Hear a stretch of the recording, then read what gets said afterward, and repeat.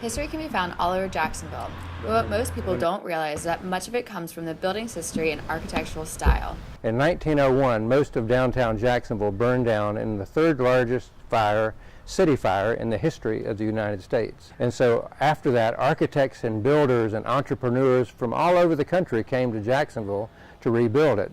One of those was a talented New York architect named Henry Clutho, who met Frank Lloyd Wright and started building buildings in this prairie style that was championed by Frank Lloyd Wright. The director of the Old Jacksonville Historical Landmark Commission explains the importance of these buildings. Well, that's a good thing about Duval County is it's so large and the history is so long that we have styles representing everything from pre-Civil War frame vernacular buildings to grand estates on the river, and I think that's probably what makes particularly the state of Florida, makes Jacksonville so important. Architecture is one of the most public forms of art.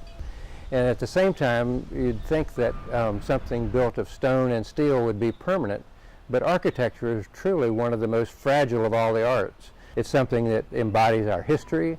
It shows the aesthetic values that people placed in the places where they lived. Sandwiched in between Savannah's historical district and the oldest city in America, Jacksonville has a hard time shining a light on the historical buildings.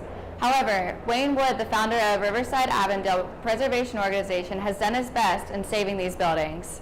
Wood talks about two buildings which he considers a couple of the most monumental buildings in downtown Jacksonville. The St. James Building, which was originally the ninth largest department store in the United States. Later, the department store closed, and our city took it on as its city hall. Florida Theater, built in 1927, is one of the last large remaining movie palaces in Florida, and also one of our architectural gems. These two men chose jobs that display their passion for preserving the historical buildings of Jacksonville. So my hope is, and my mission is to help portray and explain and tell stories about our buildings and our city's history so that the younger generations will come along and at least get a glimpse of the importance of that, so that they will take on the challenge of preserving these buildings and carrying on our history for centuries to come. It's our cultural heritage, our architectural heritage of the city. It defines what we are and who we are in a lot of different ways.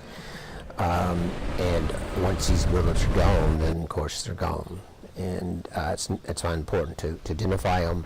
Lauren Erickson, Inside Jacksonville.